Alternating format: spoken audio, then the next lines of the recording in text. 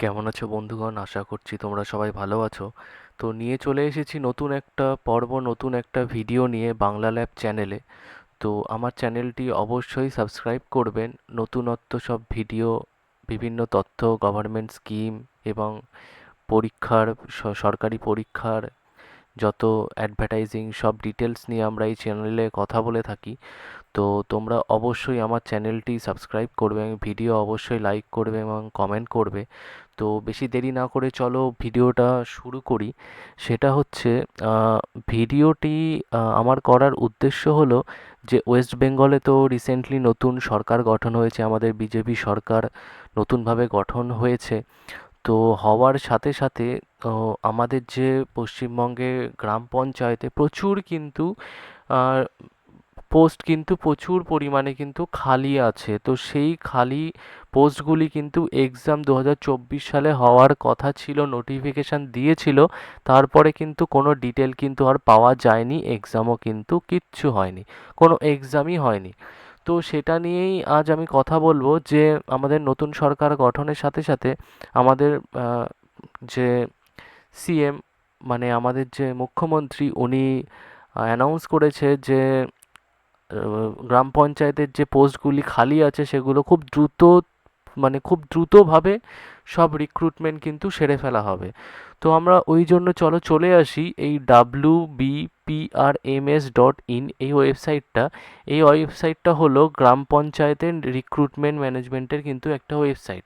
তো এখানে আমি যখন ওপেন করছি, তো এখানে দেখো যে কিছু নোটিফিকেশান দিয়েছে যে বর্তমানে এই পোর্টালগুলি শুধু রেজিস্ট্রেশন ও প্রোফাইল সম্পন্ন করার প্রক্রিয়া চলছে। ঠিক আছে? আগামী দিনে ডিস্ট্রিক্ট লেভেল সিলেকশন কমিটি ডিএলএসসি তাদের নিজ নিজ শূন্যপদ বিজ্ঞাপনের মাধ্যমে কিন্তু ঘোষণা করার আবেদন কিন্তু অনুরোধ করা হচ্ছে।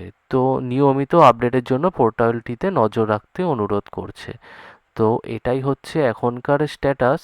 তো চলো এটা না হয় বুঝে নিলাম, এবার চলো নেক্সট চলে যাই। তো ব্যাপারটা হচ্ছে আমাদের কিন্তু গ্রাম পঞ্চায়েতে রিক্রুটমেন্টের কিন্তু কথা চলছে।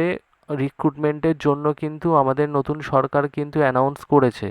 তো চলো আমরা দেখে নেই যে কতগুলো পোস্ট আছে, কতগুলো পোস্ট। তো লিস্ট অফ পোস্টে যদি আমরা চলে যাই, এখানে দেখবো যে এক থেকে শুরু করে প্রায় 18টা পোস্ট কিন্তু খালি আছে। 18টা পোস্ট, মানে ভাবতে পারছো, মানে 18টা পোস্ট কিন্তু গ্রাম পঞ্চায়েতের এক্সামের জন্য কিন্তু 18টা পদ। মানে এই 18টা পদ মানে কিন্তু 18 জন নয়, এটা এক একটা পদে প্রচুর পরিমাণ করে কিন্তু রিক্রুট হবে। তো 18 ধরনের ক্যাটাগরি বলতে পারো। তো 18 ধরনের ক্যাটাগরিতে কিন্তু রিক্রুটমেন্ট প্রসেস চলবে। তো চলুন একটু হালকা করে একটু দেখে নিই ব্যাপারটা যে 18 ধরনের ইয়েতে কি আছে। তো executive assistant of gram panchayat, executive assistant of gram পঞ্চায়েতে নেবে। গ্রাম পঞ্চায়েত কর্মী, নির্মাণ সহায়ক, সহায়ক of gram panchayat, secretary of gram panchayat, accounts clerk of panchayat samiti. তো তারপরে নিচে চলে আসি আমরা। আহ, দেখো, block information, clerk cum typist, data entry operator, panchayat samiti peon, তারপরে additional account of zila parishad, assistant cashier, data entry operator of zila parishad. তো দেখো কতগুলো পোস্ট আছে। এবার দেখো district information analyst, group D আছে জেলা পরিষদে, লোয়ার ডিভিশন অ্যাসিস্ট্যান্ট আছে, স্টেনোগ্রাফার আছে, ওয়ার্ক অ্যাসিস্ট্যান্টের পোস্ট আছে। তো সব মিলিয়ে দেখতে গেলে 18টা পোস্ট আছে। তো এগুলোর অ্যাডভার্টাইজিং হয়েছিল দেখো 2024 সালে নোটিফিকেশান দিয়েছিল, কিন্তু তারপরে কোনো খোঁজ খবর কিচ্ছু ছিল না যে এটার রিক্রুটমেন্ট কী হবে। দেখো ফেব্রুয়ারি 2 তারিখ 2024, 2 বছরেরও বেশি হয়ে গেছে এই অ্যাডভার্টাইজিংটা দেওয়ার পর, কোনো কিন্তু রিক্রুটমেন্ট প্রসেস কিছুই কিন্তু চলেনি। তো এখন কথা উঠেছে যে এই প্রসেস কিন্তু খুব জলদি কমপ্লিট করা হবে। তো এর মধ্যে আমরা হালকা করে একটু আলোচনা করে নিই যে মানে এই যে রিক্রুটটা হবে তো কারা এলিজেবল হবে। তো এলিজিবিলিটি নিয়ে আমি হালকা করে একটু বলে দিই যে ক্লাস 8, হ্যাঁ, ঠিক শুনছো, ক্লাস 8, মানে ক্লাস 8 কিন্তু ক্লাস 8 থেকে কিন্তু ফর্ম ফিল আপ তোমরা করতে পারবে। যারা ক্লাস 8 পাস তারা কিন্তু ফর্ম ফিল আপ করতে পারবে। তারপরে মাধ্যমিক পাসের জন্য আছে, তারপরে উচ্চ মাধ্যমিক পাসের জন্য আছে, তারপরে আছে গ্র্যাজুয়েশন আছে, পোস্ট গ্র্যাজুয়েট আছে। তো এখানে বিভিন্ন ধরনের সব মিলিয়ে মিশিয়ে কিন্তু 18টি কিন্তু পদ ক্যাটাগরি কিন্তু আছে। এবার 18টি পদ ক্যাটাগরির মধ্যে সবাই সব ক্লাস 8 যারা পাস তারা সব কিছুতে অ্যাপ্লাই করতে পারবে না, যতগুলো 18টি পদ আছে।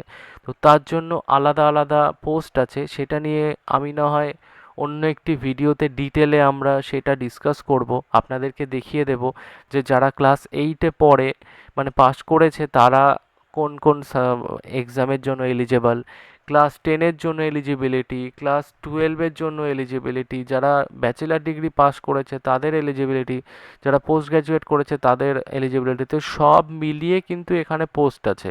মানে সবাই কিন্তু সব পোস্টের জন্য কিন্তু এলিজেবল না। তো যারা ক্লাস 8-এ আছে তাদের জন্য আলাদা, 10-এর জন্য আলাদা, মানে যারা ক্লাস 8 আছে তারা শুধু ক্লাস 8-এরই ফর্ম ফিল আপ করতে পারবে, এবং মানে মিনিমাম এলিজিবিলিটি আর কি বলতে গেলে। এবং যারা মানে 10 পাস করেছে তারা কিন্তু ক্লাস 8-এরটার জন্য এলিজেবল, 10-এর জন্য এলিজেবল।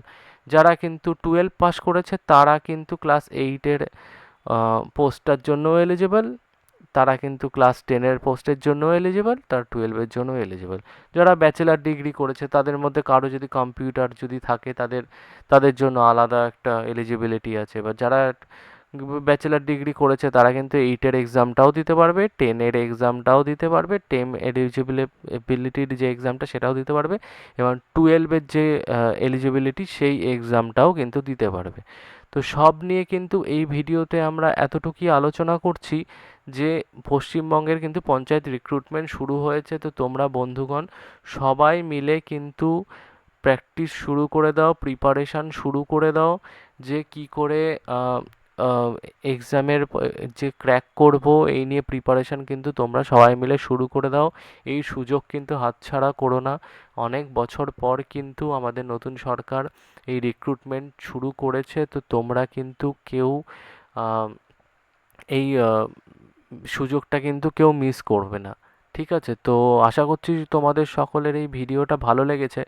আমি এই ডিটেল নিয়ে এই যে ক্যান্ডিডেট এই রেজিস্টার এইসব নিয়ে এবং পোস্ট নিয়ে আমি আগামী কোনো একটা ভিডিওতে আবার নিয়ে আসবো, তোমাদেরকে ডিটেল দেব।